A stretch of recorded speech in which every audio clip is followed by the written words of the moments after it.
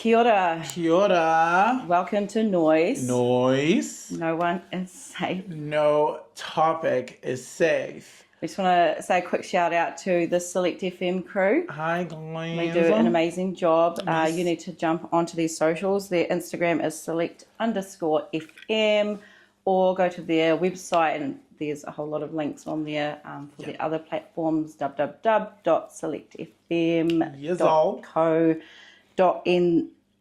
Today we are going to talk about body image. So our topic is body image and positivity, which we've been quite excited to talk about this because it's quite relevant, very personal to both of us, and I think to a lot of Kiwis out there. So we're going to quickly jump straight into it. Totally. So I suppose the relevance is that everyone, I think in the world, especially with like social media and things like that, we see a lot of stuff regarding body types. What is the average person meant to look like? What's fat? What's skinny? You know, because with body image, people we just think it has to do with being too big. Well, some people struggle with being too small. And obviously with that, with the world as it is, this dysmorphias are born, which is basically where your perception of what your image is might be a little bit warped. Okay. And that's when it can get quite serious, right? There's actually the disorder, and it can get quite vicious. And debilitating. And debilitating, that's the word. So that's kind of really the premise to the conversation, eh? So like, I suppose, Hoana, let's start with you. So on an individual, like a personal level, like what has your relationship been with body image and growing up and things like that? What's your take on it? Right back to primary school stage, like when I was young, I guess I was larger than your average. Just use that larger. Well, I was, for a girl, I was, every time I'd get a little bit upset about it, my mum and my sisters would say, "Oh, you're just big boned, don't worry." I love that big boned. And I guess, it was more so around the bullying that came with it, that when I look back now, I actually wasn't fat. Big. I wasn't larger, but because I was larger than... Comparatively. So from a young age, I had that perception that, I'm just always going to be big. There was a boy at primary school. He was mean. Aren't they always the little? He was quite mean, and he used to chant. If I walked past him, he'd chant a song. I'm not going to chant the chant because it just kind of still is a bit of a trigger. It's traumatizing. It's a bit traumatizing, but it did allude that I was a member of the elephant tribe. Oh God! And kids are mean, fucking horrible. So don't raise your kids to be good, kind people. Don't let them be mean. It's so not unnecessary. Okay. It's so unnecessary. I don't know. I'm laughing because it's not even funny. It didn't hurt me too much though. It didn't really spin me into a state where it really affected me. So again, now that I'm older, I've looked back and gone, okay, maybe I've been quite, that mental strength has been there for a long time. Because it could have spun me out. It could have been a part of the building blocks. It's just probably just a strong-willed person anyways. And I think that from a young age, it has been tried. And tested. And when they try and test things, it just makes it stronger. Aww. So it definitely got better as I got older. And through adolescence, there were the ups and downs with weight gain and that chubby phase you go through in your early teens. And I remember looking through your photos, girl. You morphed. You morphed more than me. Really? Year to year, I showed you my old school photos, eh? And I'd always have to try and find you. I'm like, which one are you here? But that's crazy because that's actually growing up, eh? What about yourself? I suppose, like, for me, I was always the bigger one. I always knew that. I suppose it didn't bother me so much that I was big because I never really cared about my appearance. Because I knew that there was something bigger that I was more concerned about. you know. So I put on this armor when I was a kid that I was always very witty and had the nastiest comebacks to anyone so people would be afraid of me for that reason. Yeah, so no one would ever chant an elephant tribe. They would not, chant because to you, because you like I would come for them and their mother and their mother's mother and and every offspring that's gonna come out from that generation. And back in school, it'd be like, ooh, damn. So people would be like, you don't piss him off, because he will like tear you a new one in front of everybody. Yeah. So I think that for me was the only thing that protected me. But I suppose as I started getting older, and again, it's wild because I don't always want to bring everything to my sexuality, but that was a big thing for me, because I was not interested in looking how I look, because I'm just like, oh my God, I'm like, I'm like this gay kid. That how I look is not a big thing. I'm like, how am I going to like deal with this gayness, this disease? So for me, in those young stages, I was never looking at my body and all that till I became an adult, actually. Yeah. And as I was becoming into an adult, I started knowing that, I like boys. And when I finally came out and got unlocked into this gay world, I realized that was even way more sinister. Yeah. Like, you see how men have the standards for women, how they want them to look. And they know, like, okay, women they have certain reasons that they might be a little bit on the chubbier side, like it's their period. Do you imagine how critical men are towards other men? That are big in terms of just your physique. Yeah. Or locked into this gay world, and like everybody has 6 packs.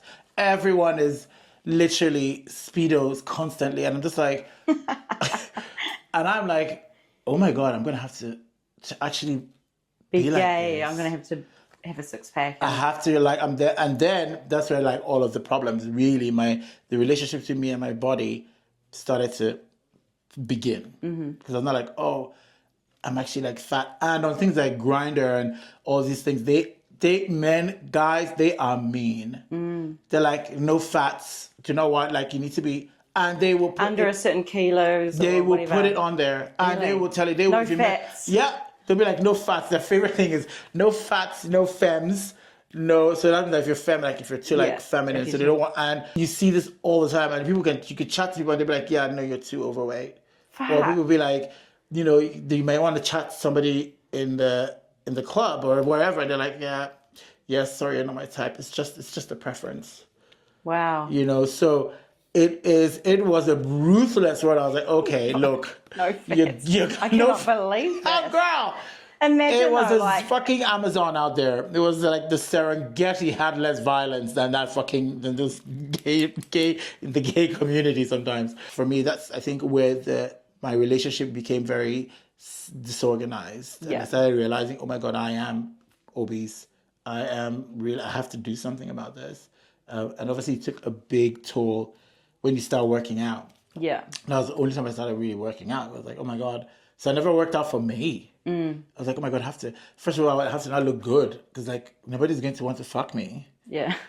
Because I've seen that this world is like that. No, they care about that very much. Yeah. So of course, I, wanting to not fit in, cared about it. Not similar, but yeah. Or every kid, I guess, growing up, whether you're straight or gay, going through puberty, getting into those, teens, and you want to impress, you want to be like your friends and all that, you want to get a boyfriend or a girlfriend, and you try pretty hard to. And it's funny because when your kids want things that are similar, so even if they were kids who thought, oh, I do like a bigger girl. Yeah. I actually like that. But because of what the standard was, they wouldn't go for it, because I don't want my friends to make fun of me. Yeah, my friends will laugh at me if I go out, like, they're like, oh, yeah, you're with that one. And then, you're that chubba lover. Yeah, I was that chubba lover. For that reason, they now start dating.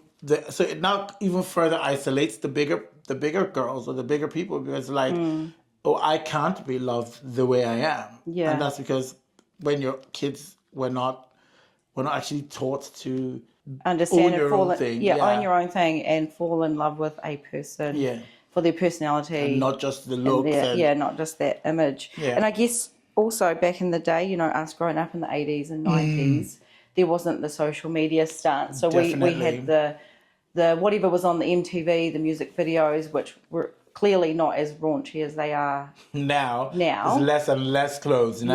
Yeah, there's less and less clothes, there's more seductive. Yes, focus on the sex. It's all sex sells. So even in the magazines, you know, growing up, we would buy all of the teen magazines and, you know, read these articles, and the images in these magazines were just skinny chicks, and that was it, and dudes with six packs. And you just there was no, you know, way to relate to it. It's just like so it creates, obviously that's how the dysmorphia is born, because you're now constantly seeing what they call good or what they call hot. Yeah. And it may not just even be like the fat or slim. It could be like, oh, if you're not this white six-pack guy, it cannot be classified as hot. Yeah. So a lot of people be like buying these magazines and you're like, I can't see myself in there. Yeah. So in, you know, subconsciously, you're already now, you've put yourself in your head that I'm maybe tier. I'm like,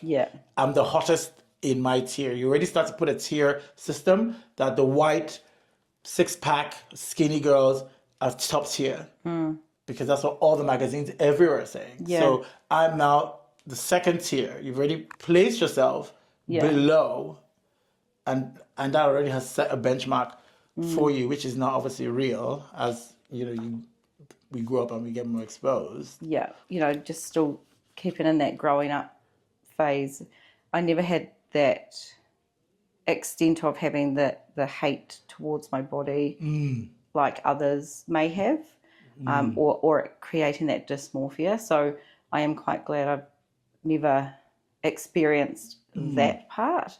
But I know a lot of people who have those dysmorphias from that young age, and they haven't been able to shake it as they've gotten older. It never does. And I'd be definitely one of those. I have through every phase, like there were stages where I was like super, like I was like 80 kilos at some point, and I still felt fat. Yeah. And I didn't know. And so when you look back, obviously, at these photos, and I'm like, oh damn, my God. I thought I was fat. Yeah. And then I'm like, how did I? And that's where it clicked to me that I'm like, you have a dysmorphia. Yeah. Like, I looked at, I'm like, at a picture, I'm like, you literally look cachectic. You look like a druggie. Like no bow, nothing. I was like, gonky. And it hit me later on. I was like, oh wow, you definitely have dysmorphia. And a lot of people who gym and stuff, and it's not only just people that are fat. You have people who actually have a six-pack, and they will also have body dysmorphias. And that's because they're looking, there's what they can't see. Yeah. What they're seeing versus what the reality is that's where the disorder is. Yeah. So they'll have a six-pack, but they'll focus on like one area that is like, oh, look at that. There, for me to sit here and say I never had that dysmorphia is maybe not 100% accurate, because I've always, you know, questioned those different changes in my body, and even since knowing you and having the conversations with you around certain ways through working out and nutrition and stuff like that, and then you'll say to me, no, but this or that, but it's never been debilitating. Yeah. So that's I would see the dysmorphia as being that debilitating part. So are you saying that you've had it to a point of it being debilitating? Yeah, definitely. Okay. It would have been something that I would starve myself. Wow. Like I would, and that was in the peak of, that was in my 20s, early 20s, when I'd really like be out every weekend, be out like trying to, you know, catch up, basically going out, trying to meet people. Yeah. For the worst part is that you don't realize how much it's bothering you. Like you could spend an hour looking for what to wear to go out, and it could be like, I'm not going to go out today. Yeah. Even though I went out last week and I felt good last week about my body. But and that's how quickly the cycle, that's how you know, okay, you did not fucking gain 20 kilos. Yeah. In a week. You were out on Saturday, it's fucking Friday now. Yeah. and you have eaten less this week, Yeah. Far out. and yes, you feel worse. So that's how you wild. like that correlation. Yeah. But it just took a lot of like, positive reinforcement. Yeah. I had to tell myself like, you look good. And sometimes I'd look at myself in the mirror and be like, I'm not liking what I'm wearing. I'm like, actually, just stop. Yeah. Don't look at the mirror. Yeah, yeah, yeah. If Go it and feels relax, comfortable, go. if that was the outfit you knew you wanted to wear or whatever, like, Yeah. still wear it. I'd wear it. Yeah. Because over time I learned that I have to wear it. Yeah. Just don't look at the mirror because whatever you're seeing, May you're not going to like. Yeah, Because may you not liked be this. You liked this last week. Yeah. When you thought, oh yeah. Yeah, when you're next having a week. good, so, and then I was like, just drink, just go and have fun. Just get drunk and forget. Get drunk, forget, Don't go look in and the go mirror. dancing. And it was funny because that positive reinforcement does work. I said, telling myself that, look, and being less hard on myself about it. Yeah. That, look, you are fine, you're actually good, and my love language being words of affirmation. I need it to know. Yeah. In that scenario, because obviously it's a good thing that you are obviously seeing it from a women's perspective and a man's perspective. Do you think it's more on one side or the other, or what do you feel? I think it's a mix. I think it's pretty even still. And look, there's females out there that will probably try and stand tall and say that we have it harder. I think it's pretty even. I think and I so guess, too. Yeah. I think it's like split down the middle. A lot of people have these dysmorphias in silence, which is another big thing. A lot of people will be suffering with it.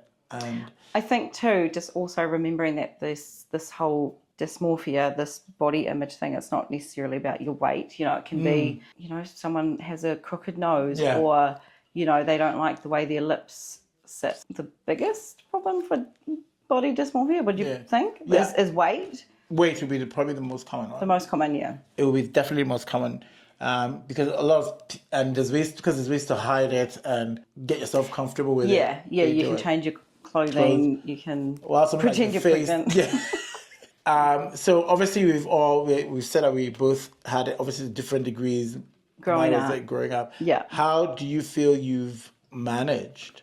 Do you feel like it's something that you're dealing with on a daily, or do you feel like you have it compartmentalized somewhere? Take on it for where I am today is the mental side is probably more important on how I feel. And I believe that if I feel healthy, then I feel good. Yeah. The minute I don't feel healthy for whatever reason, it makes me feel a bit frumpy. Yeah. In general, because maybe when like you're if not you haven't feeling worked out. Yeah, if you're not feeling 100% and you think, okay, maybe I need to catch up on sleep more than get up early to work out or whatever, because that's the pressing health thing for me right at this time is to catch up on sleep, say. But then that would flip it to, shit, I didn't work out this morning. I feel a bit frumpy. And it's so weird how it's like, that obviously I haven't gotten bigger or anything, but just because I haven't worked out, I feel just like a blob. Yeah. And it's just so wild because the minute you do work out, I know my body would have not changed instantaneously, but you instantaneously feel better. It's those natural endorphins as well, right? Exactly. That can kick you back into the right swing of things. To get into that routine again. So I think in general, yes, I could still lose some kilos. I'm still hauling some ass. But the boys, it hasn't turned the boys away, so you keep hauling that ass. But no, I'm pretty happy because I feel healthy. Yeah. Same. And I don't.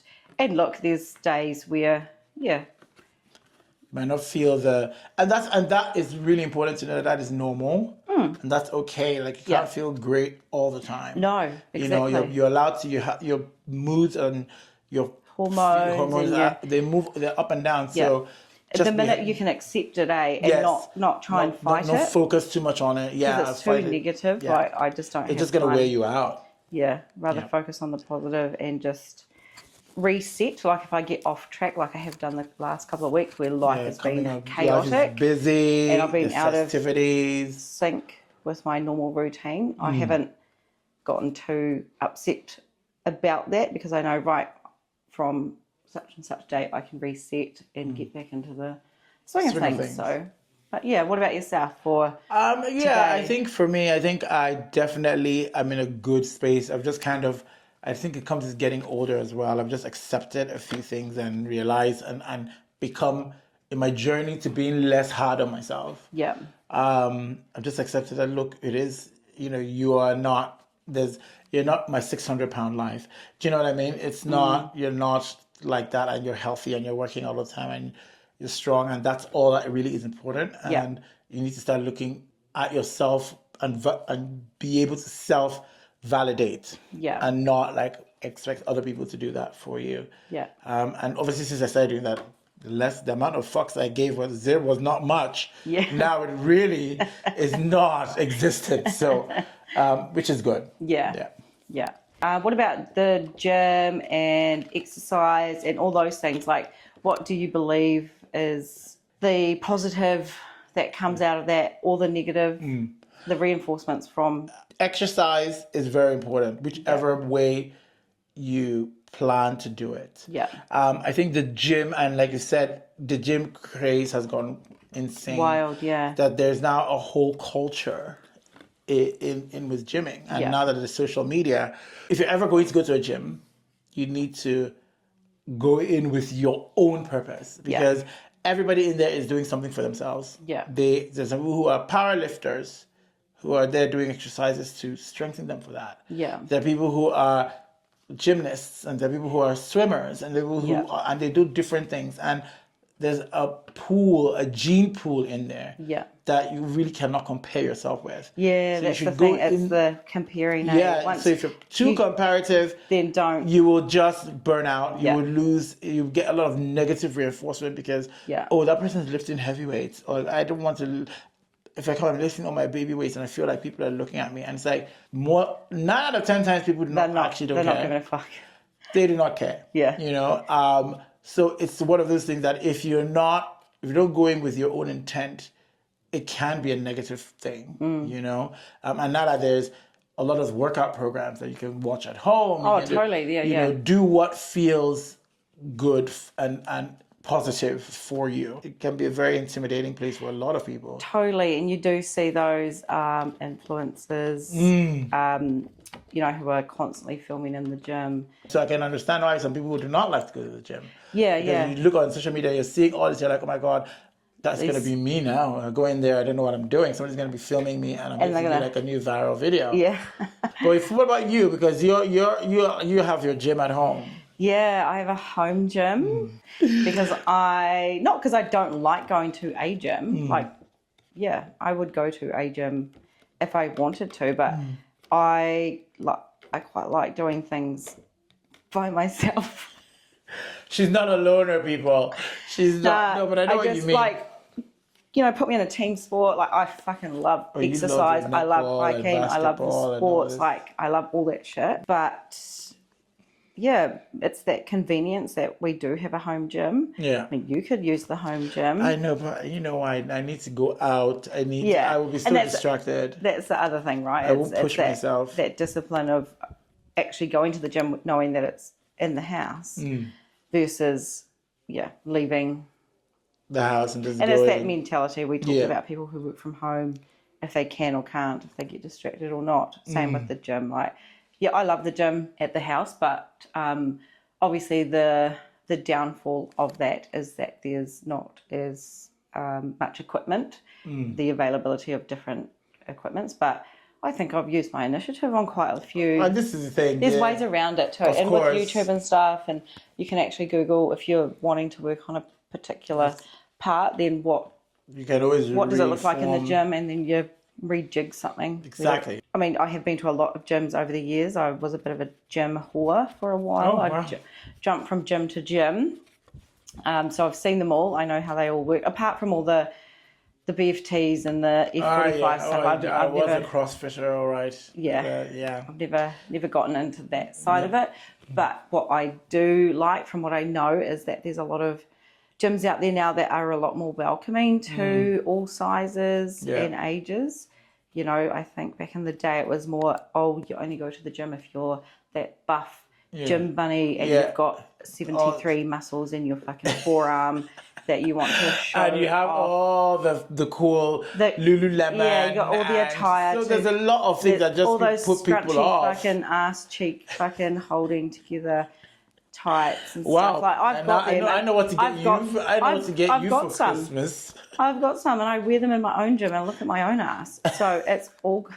I've got another question for you. So when it comes to like public figures, like who would you, if you could pinpoint or call out a person who has helped you in your journey or you think has a really positive outlook? Yeah. I suppose a person helped, maybe not so much helped me, but I do love people who are like very proud of their bigness and or their curves, and I think Lizzo is a great example. And she shows you that, you know, she works out and she tries to live a healthy lifestyle, which is the most important thing. Yeah. Because you can do all that working out and you would look a certain way. Yeah. And the way you look shouldn't really determine or depict how healthy you are. Yeah. Because you do not know what people are doing. No, but it goes to show, right? Even the skinniest, most healthiest looking person could be fucking riddled with everything. Disease. Yeah, everything. And it's not a drop dead anyway. So it's. And I like that because she really showed that she celebrated her being a big girl, but you know, and again, this is why it's important to not seek validation out elsewhere except within, because when she's working out, people are like, oh, but I thought you loved being fat. And she's like, well, how is that a link? I can like my big curvy body, but also still work out. What makes you think I was never working out before I liked my big body? Yeah. So basically, you're not going to make it, but you're working out, they're going to, you know, people are going to come for you. You don't work out, they're going to come for you. You're too skinny, they're going to come for you. You've put on a couple kilos, they're going to come for you. So it's important to just not pay too much attention to the social media. There are going to be people whose mission is just to shame and create this dysmorphic environment for people. And it's important to just, do not block them, shut them out, shut out negativity. Positivity is the main thing. Yeah. And love yourself. You have to, like, you are in charge of rooting for yourself. Yeah. You should be your biggest cheerleader. Yeah. Do you have any public figures, anyone that you... Not really, eh? Not any that I would follow on social media.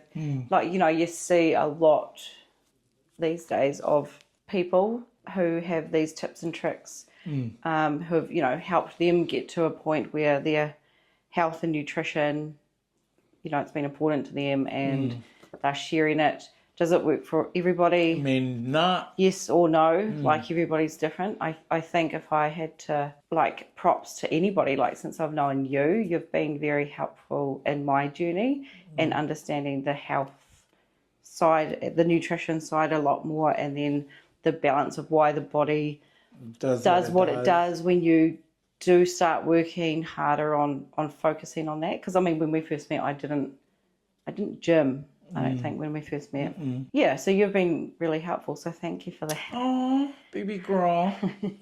It's been cool. Like, I have my own in-house doctor and physio and, or maybe not physio, nutritionist and gym. Yeah, it's cool. I love when we I do love when we bounce ideas and go through the whole journey together. Yeah. It's always nice. Overall, I mean, working a body image and positivity, what would you say your overall thoughts would be in terms of the way it's looking for the future? Do you feel we have a grip on this? What advice?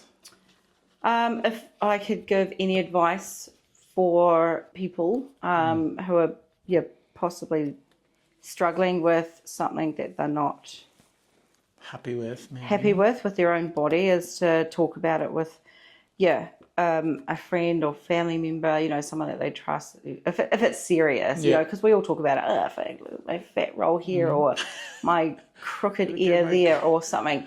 But if it's really serious, then you talk to somebody about it, because you don't want it to spin into something that's super duper serious, because that's when it just leads to multiple other negative psychological negative issues, because they do say, so what's it called, it's the body dysmorphia disorder, so BDD. So it's a part of that mental spectrum. health side of it as well, because it is a mental health it's a thing, mental health factor. Yeah. So if you're that way inclined where you think it's a bit serious, then definitely talk to somebody. I think it's also important to just in everyday, like, just reinforce that positiveness about yourself. If there is something that you don't like, focus on the things that you do like, because there are things. There will be things. Yeah. Look in the mirror. I know it sounds so cliche. It's really, it's funny. It's not. You think one thing. Oh, I have a great eyelash. Yeah. You know, just the one eyelash. You focus and you hold on to that. Yeah. And then you know, you'll start seeing other things that you like about your body, and you can just grow that strength from there. So challenge the negative thoughts. Focus on the good body parts, and then set those healthy boundaries too, because it does boil down to your mental health and that nutritional health as well. I think so, in general. And then on the flip side of that, what the outside looks like from a social media perspective, or other people's words that can be quite hurtful, then just try and take what you want or what you can from those, the positive stuff, and block out any of the negatives. And you trash the rest. Yeah. What about yourself? I love that. That probably, I mean, you said pretty much this, that's what I would. Oh, really? Yeah, that would be the way I'd look at it. I suppose my main thing is just, one, be less hard on yourself. I say this all the time because 99% of people's anxiety is self-inflicted. Yeah. So do not compare yourself with other people. Yeah. If you find yourself in situations where you are comparing yourself, you remove yourself from that situation. Yeah. If you're in a gym where there's a lot of roid heads, for example, you know, there's some gyms where, you know, they're powerlifters go to, or find a gym that suits you. Yeah. You know, if you're an older person you go to the gym where maybe there's older people at that gym. If you've got any questions or queries. Yeah. Any questions, concerns? About, do let us know. Yeah, please let us know. DM us. Slide into our DMs. We do love a good DM slider. We'll be happy to answer them. I will open it up. Yeah. And of course, as we always say, if you love this and you like what we're doing, do subscribe to us. We do love, you know, seeing that we are reaching out to all of you lovely people. And again, like we said, it's not about the numbers or anything, but it's a good way for us to know that we are moving in the right direction and what direction we should be moving into. Totally. So we do appreciate you guys. Muchos love. Thank you, and we'll see you next time. Peace out on NOIS. NOIS.